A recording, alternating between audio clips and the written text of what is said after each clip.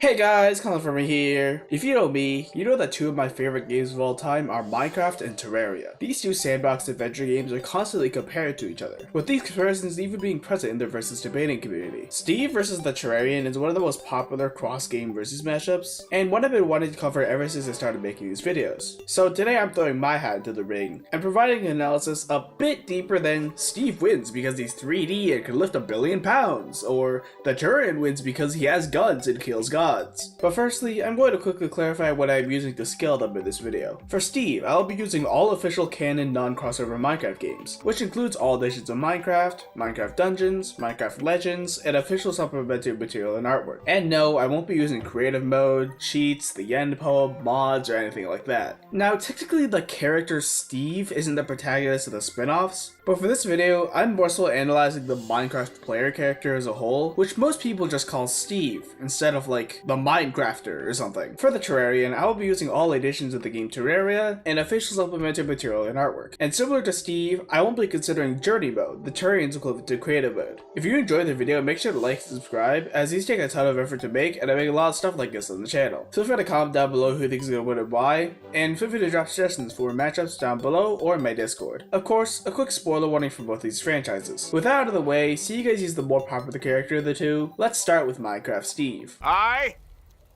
I'm Steve. Steve is a character that needs no introduction. He's the main protagonist of the best-selling game of all time, and an extremely versatile survivalist and combatant. Let's start with his lower end feats, and work our way up to his best stuff. Firstly, his attack potency and durability should be relative to each other, as players are able to harm and tank the attacks of other players in multiplayer. This is important because Steve with equipment has quite a few feats of surviving explosions. This game has a lot of things that explode, so let's skip the fluff and move straight to the strongest block destroying explosion in the game, the Wither spawning explosion, which is able to completely pulverize up to 839 cubic meters of basalt. When calculated, this explosion will yield over 38.5 tons of TNT, which is enough power to blow away an entire city block. For a mid-end, the best feat from Steve in the original game is being able to defeat and survive getting rammed by the Ender Dragon. The Ender Dragon instantly destroys most blocks that it comes in contact with, and is so large that it's able to pulverize up to 117 cubic meters of solid diamond at once, meaning at best, base game Steve can scale all the way up to 30.7 kilotons of TNT, which is comparable amount of energy to nuclear bombs, and enough energy to destroy a small town. However, Steve's best metas unsurprisingly come from the spin-offs, notably Minecraft Dungeons. The final boss of the Creeping Winter DLC is the Wretched Wraith, who after being bestowed power by a fragment of the Orb of Dominance, was able to create a snowstorm, which generally scales just over 15 megatons of TNT, which is enough energy to destroy a city. So that's where I think Steve's AP consistently caps, but there are of course arguments to get him higher that I don't agree with. Firstly, let's talk about the high ends of the Creeping Winter Shard. This shard was powering a creature known as the Wretched Wraith, who threatened to, quote, turn the world to nothing but ice and snow. Some have interpreted this as the Wretched Wraith being able to instantly freeze the entire planet to winter temperatures, which would get around island level. However, this level of power is assuming that the Wretched Wraith will be able to do this in one attack or a single second, which clearly isn't the case, as it's made very clear that this was a gradual corruption of the nearby area, which would eventually spread to the entire planet in an undefined time frame. On top of that, the fragment is clearly doing this through a snowstorm, not magically lowering the temperature of the area like this calculation suggests. Next, let's talk about everyone's favorite way to scale Steve, his inventory. With the use of shulker boxes, Steve is able to hold up to 999 stacks of items in his inventory without cheats. One might assume that since he's able to hold all this in his inventory, he should be crazy strong, right? Well, not really. This is a trap I've fallen for in the past, but characters like Steve and the Terrarian do not scale to their inventory's weight. It's heavily implied that these characters are not physically holding these items, but rather using some kind of dimensional storage, similar to hammer space. Firstly, these items do not show up in their character at all, and their character's mass doesn't change either, as shown by weighted pressure plates not changing behavior at all. Additionally, your movement isn't impeded whatsoever when carrying these items, more evidence that Steve's weight is not impacted by what he's carrying. And on top of that, lifting strength doesn't even scale to AP. So overall, there's just too much evidence against this particular line of scaling for it to be properly usable. Next is the infamous Night Beacon feat from Minecraft Legends. Now this feat's kinda weird, and there are a lot of misconceptions about it, so let's analyze it step by step. The seer uses the Orb of Dominance to corrupt a beacon, which turns it purple. It's then fixed to the top of another portal, which causes it to fire a beam into the sky, which then hits the sun and seems to transmute it. Then the protagonist jumps the base, and Foresight states that the magic of the portal is what's causing this endless night. The portal is then destroyed by the player, and we pan up to the sky again, but instead of the sun being there, it's the moon, fixing the exact same location the sun was. The vagueness of the feat makes it a little weird, with there being interpretations of it being planetary due to stopping the planet's rotation, so all the way up to brown dwarf level from freezing the sun. The thing is though, no matter what you think this night beacon scales to, Steve doesn't scale to it. The misconception of Steve scaling to this feat comes from an assumption that the Orb of Dominance is what's powering this beacon, and the fact that you fight and defeat the Orb of Dominance in Minecraft dungeons. While the orb was used to corrupt the beacon is clearly powered by the nether itself, since it only activates when attached to the nether portal, deactivates when the portal is destroyed, and Foresight states that the portal is what's causing the endless night. And then there's a weapon called the corrupted beacon that's similar to the night beacon, but instead of being powered by an entire dimension, it's just powered by souls, meaning it also wouldn't scale to the night beacon. There's also a statement that implies that the Orb of Dominance draws its power from the end, which is a separate dimension that is infinite in size. There's also a statement of the end being, quote, disconnected from space and time, which some have used to get the orb anywhere from high universal to even infinite 5D. Even ignoring how dubious this statement is, it doesn't even imply that the end transcends space-time dimensionally, instead saying that it's disconnected from it, which is most likely referring to how it's disconnected from the space-time of the overworld, which lines up with it being a different dimension entirely. Also, the orb doesn't even scale to the end fully, as it's never said that it can destroy it or even scales to the end's full power or anything. It just draws power from it, which doesn't necessarily mean that it scales to the full thing. For example, a plant being able to draw power from the sun to photosynthesize doesn't make a star level, you know? So no, the Orb of Dominance is not universal. Moving on to speed now, Steve can fight Endermen, who can react to arrows that fly at 60 meters per second. The fastest Steve can move and react in game without extremely specific setups is utilizing the Riptide Trident enchantment, which flings about 125 blocks per second, which is subsonic. However, using the speed of in-game projectiles that we know the speeds of, we can get these values much higher. The Skulk sensor is a block that detects sound, with these sound waves being visualized by a signal that travels at 20 blocks per second. Scaling this to the speed of sound and Steve's feats to that, Steve would at best be moving at over Mach 6, getting to the hypersonic levels of speed. And that's where Steve scales in terms of combat and reaction speed, but he has some attacks that potentially exceed these speeds, like the Channeling Trident enchantment, which calls down cloud to ground lightning from the sky, though this massively hypersonic attack only works during a thunderstorm. And then there are some hit scan attacks that could be argued to be light speed,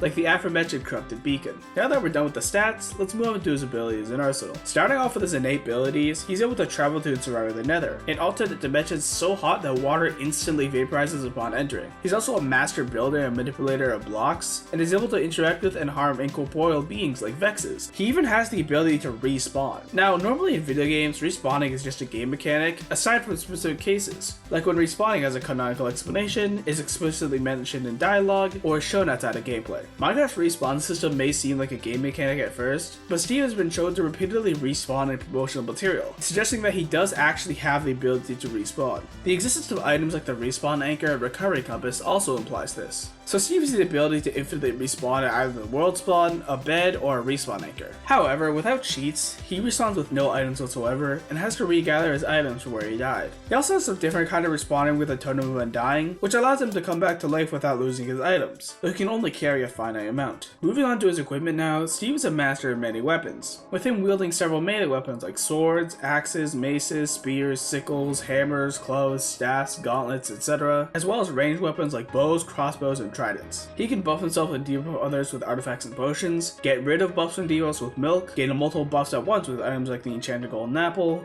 teleport, summon lightning, ensnare foes and corrupted vines, become intangible, stun opponents, charm enemies, and has a lot more random abilities thanks to dungeons. He can also apply enchantments to his armor and weapons. Some of these just apply flat or conditional boosts to stats like damage or defense, but there are a ton of enchantments that give Steve a lot of hacks abilities, including elemental manipulation, health drain, healing, explosives, soul manipulation, gravity manipulation, and speed stealing. He also has a plethora of armors that boost his stats further, reduce the cooldowns, slow enemies, and even deflect projectiles. He can even summon numerous pets, golems, and even mobs to aid him in combat, whether it be from them directly attacking his enemies or buffing himself further. So overall, Steve's AP and durability would scale to city block level at the low end, small town level at the mid end, and city level at best, with subsonic to hypersonic combat speed, and some of his attacks even reaching massively hypersonic to even potentially light speed. So how does that compare to his 2D rival? Before we get to the Terrarian, I want to quickly ask y'all to subscribe if you're enjoying the content. Less than 2% of my viewers are subscribed, and we are super close to 12 12k, so it'd really help me out. If you want to support me further, follow me on my other socials and use code CommentFlamer on the Fortnite item shop. Anyway, on with the video.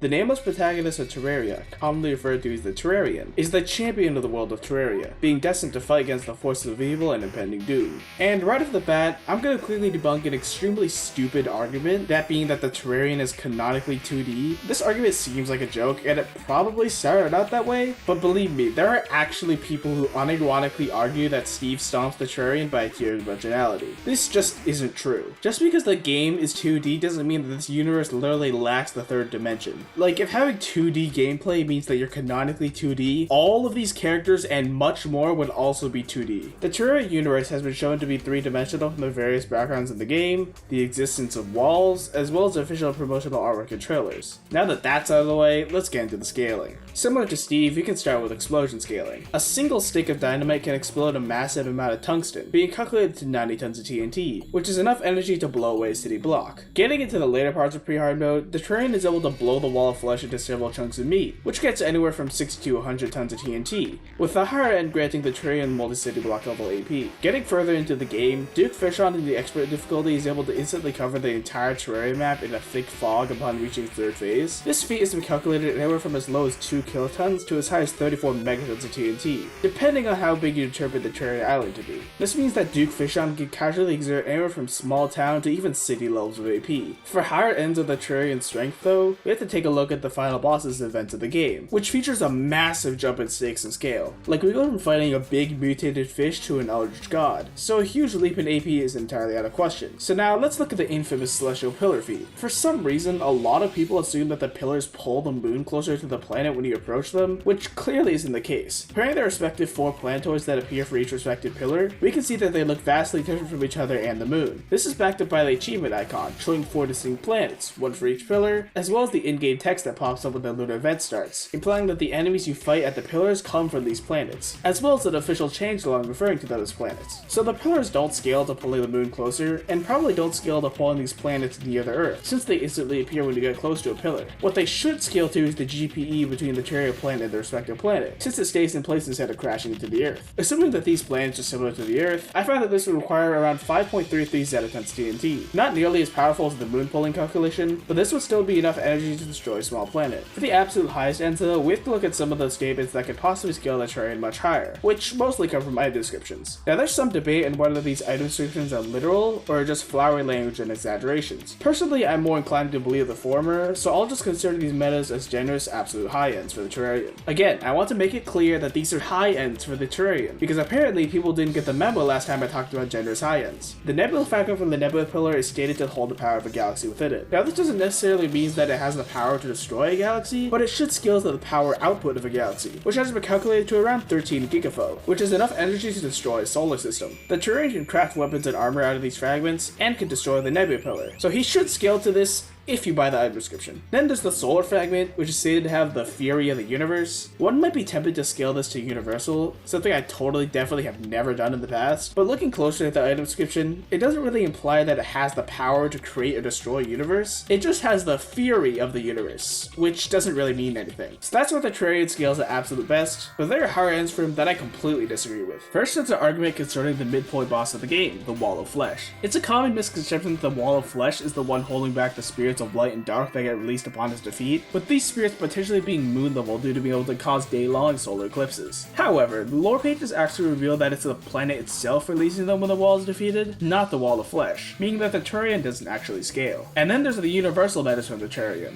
which come from the lore pages released with its 8th anniversary. In the pages, the Moon Lord, previously known as Cthulhu, is described as a being of immeasurable power, whose purpose is to rain destruction on your world and threatens the very fabric of Terraria. Now there's some debate on whether the Moon Lord was threatening the planet or the universe in this instance, but I'm more inclined to believe the latter. But regardless of whether Cthulhu was threatening to destroy the universe, destroy the planet, or just take over the planet, the Terrarian actually doesn't scale to him. You see, Cthulhu was explicitly heavily weakened after its fight with the Dryads, and by the time of the game taking place, still hasn't regained its full destructive power. You could argue that Mechadusa could scale to Cthulhu in his prime, considering that it's composed of the 3 mech bosses intended to bring Cthulhu back to his full power, and is stronger than the Moon Lord, but since the mechanical brain, which is explicitly stated to be needed for Cthulhu's full power was never built, I don't really think anyone's skills at Cthulhu at his peak. Finally, there's an argument for Lovecraftian scaling. So the Moon Lord is Cthulhu. Cthulhu is boundless in the original mythos, so the Moon Lord is boundless, right? Well, no. Just because a character is based on or is an interpretation of another character doesn't mean that said character scales to their inspiration. There's barely any evidence of any Lovecraftian cosmology or creatures in Terraria other than Cthulhu himself, so there's nothing to say that the Moon Lord or the Terrarian scale anywhere near that high. With that covered, let's get to speed. Using just in-game values, the Terrarian can move at subsonic speeds at their peak. There are actually higher ends we can get. It takes the Moon Lord exactly 1 minute to get from the moon to Earth when being spawned from the lunar event, and 12 seconds when using the celestial sigil. The use of the word approaching implies that the Moon Lord is physically traveling to the Earth within this time frame, which when calculated, puts the Moon Lord's speed at anywhere from 2 to 10% the speed of light, putting the Moon Lord and Terrarian speed into the subrelativistic to relativistic ranges of speed. The Terrarian even has some light speed to FTL speed arguments. The bestiary entry for the gastropod says verbatim that its laser projectile is a beam of light, meaning it should be traveling at light speed. The Terrarian is able to outspeed and react to these lasers, meaning that the Terrarian is likely faster than light. If you don't buy that being light speed for whatever reason though, the last prism beams are definitely light speed. And while the last prism projectile is frame 1, the Terrarian is still able to react to and dodge any attack in the game, thanks to items like the Brain of Confusion and Master Ninja gear. So the Terrarian's reaction speed should be at least light speed. However, there is actually a way to scale him far higher, though it is a bit shaky. One of the many events that can take place in Terraria is Martian Madness, which is triggered when a player is scanned by a Martian probe from, well, Mars. After the probe leaves the screen, the entire Martian army instantly shows up, taking 1 game tick, or 1/60th of a second. Mars is on average 225 million kilometers away from Earth, so to cross this distance, the army would have to be moving at over 45,000 times the speed of light. What makes this feat really impressive though is a statement from the lore pages, which says that the planet the game takes place on is a blind spot of the universe, suggesting that it is so far away from any other civilization that it cannot be observed. The Martians are a much more technologically advanced race than us humans in real life, whose observable universe has a radius of over 46 billion light years. Using this as the distance, the Martians would potentially be moving at over 8 quintillion times the speed of light. So, does the Terrarian actually scale to this? Maybe? The Terrarian can outpace and react to the Martian saucers and can obtain a saucer mount from the event to ride around in, but it's questionable if he really scales to this crazy speed value. When every other event in the game that involves an army traveling to the island starts, they don't instantly appear like the Martians, instead taking some time to gradually approach the world. Therefore, it feels kinda iffy to say that they physically traveled here at 1 tick and didn't just like teleport or something. There isn't really any hard evidence against this though, so this will just be another Jedi's high end for the Terrarian. Now that we've got the stats of the way, let's talk about its arsenal abilities. Starting with his abilities and base, he's able to interact with and damage incorporeal enemies and items like wraiths, ghosts, and souls, and can resist the mind manipulation of the dungeon and the corruption of the world evils. He also possesses a healing factor so potent he can regenerate his face and even his arm being ripped off, albeit quite slowly. He even has resistance to soul manipulation, as it's stated that those killed by the Eater of Souls have their souls devoured to become wraiths. However, when the Terrarian dies to an Eater of Souls, he respawns just fine. And yes, respawning is also suggested to be canon in Terraria, as shown by the nurse's dialogue and the existence of gravestones at the graveyard biome. And of course, the Terrarian can place and destroy blocks, with some of these blocks even being completely unbreakable without tools that are strong enough to break them. Getting into his items now, the Terrarian is proficient in a wide variety of weapons that are generally split into 4 categories. Melee weapons, which includes weapons like swords, spears, yo-yos, flails, and boomerangs. Ranged weapons, which includes bows, repeaters, guns, and rocket launchers, which all take a variety of ammunition to use. Magic weapons, which includes wands, staffs, magic guns, tomes, and more unique mystical items, which all cost mana to use. And summoner weapons, which includes whips and summons, minions that aid the player by automatically attacking enemies. These classes of weapons all have their pros and cons, but when combined, give the Terrarian an extremely well-rounded kit, giving him abilities such as energy protection, elemental manipulation, mind manipulation, homing attacks, life stealing, stat reduction, attacking through walls, etc. Next up are his armors. He has 4 main sets, one for each class, which not only boosts his stats, but also grant things like a shield, dash, invisibility, and a fucking JoJo stand. Finally, his accessories and items give a plethora of other hacks. Some notable ones include elemental manipulation, unlimited teleportation, unlimited flight, immunity to knockback, supernatural luck, a chance to dodge attacks, and even complete immunity to all these debuffs. Speaking of buffs and debuffs, the Terrarian can utilize a wide variety of potions to amp his own stats to give him more abilities, as well as replenish both his health and mana.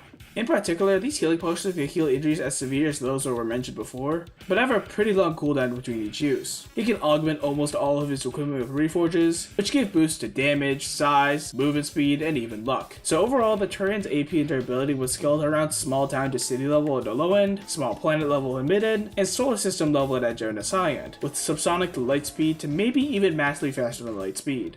As a child, I yearned for the mines.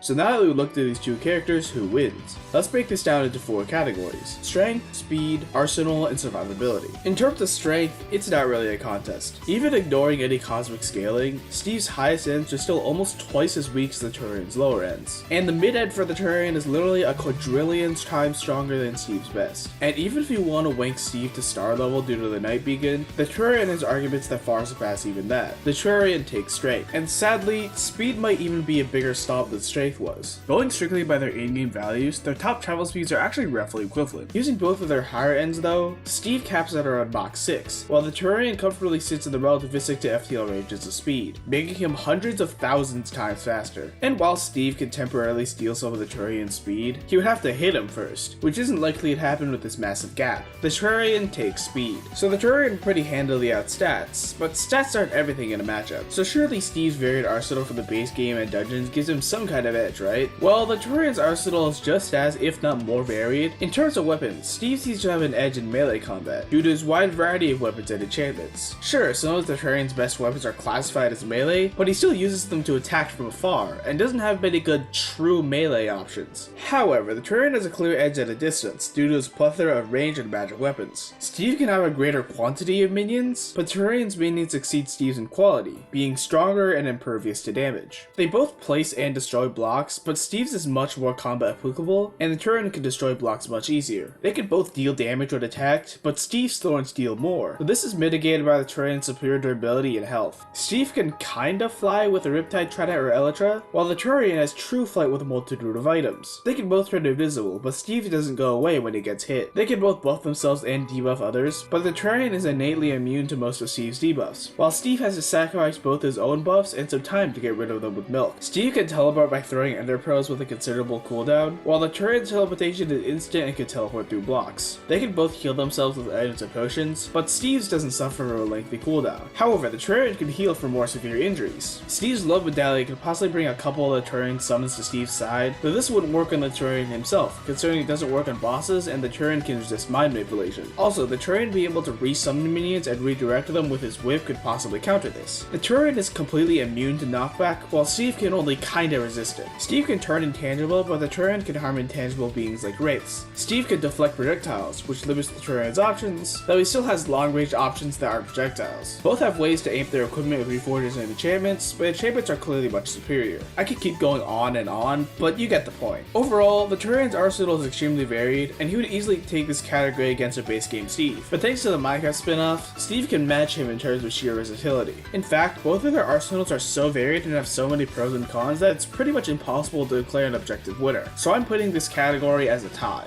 Next up is survivability. Simply put, both of these characters can infinitely respawn. So, does this fight just go on forever? Well, not exactly, as there are some key differences between the respawn mechanics. The Terrarian has to wait a bit before respawning, and just loses his money. Steve can respawn instantly, but loses all of his items. So even if Steve kills the Terrarian will just come back with all their equipment still in hand, just at half health. And if the Terrarian kills Steve and he respawns, he'll have literally nothing. This gives a pretty clear advantage to the Terrarian in terms of respawning, as even if Steve has extra sets of gear, he would eventually run out, while the Terrarian wouldn't. Eventually, Steve would be without any sort of equipment, while the Terrarian is still fully geared up, which I would consider a win for the Terrarian. But technically, Steve can still fight back with no equipment, though just not very effectively. So do either of them have a way to definitively end the fight for good, considering neither of them can permanently kill each other? Well, considering that Steve loses all of his items upon dying, the Terrarian could pretty easily surround his spawn with blocks that are completely unbreakable without a high enough mining power, like lizard bricks. Steve being able to break these with equipment is already a bit debatable, but with just his fists, he'd essentially be trapped in a bedrock box. Well, what about Steve's win cons? His soul manipulation wouldn't work, since the Terrarians respawn from having his soul completely devoured. And even if he could trap the Terrarian in a box somehow, the Terrarian could teleport through walls. The only win con for Steve that I could think of was trapping the Terrarian in the Nether, since he hasn't shown the ability to teleport across dimensions. But that win con is much more specific and difficult to pull off compared to the Terrarians. So due to having a more attainable way to end the fight permanently, and just having an objectively relatively better respawn and regeneration, the Terrarian takes the edge on survivability. So overall, while they both have the ability to infinite respawn, and Steve's arsenal can match the Terrarian's in terms of sheer versatility, the Terrarian's superior physical stats, better respawning, and more reliable ways to end the fight give him the win with medium to high difficulty. But what do y'all think? Is there anything that I missed from either side that would change the outcome? Make sure to like, subscribe, and comment if you enjoyed, and feel free to share your thoughts on this video or my match suggestions in the comments or in my Discord. But that's all for me today. See ya!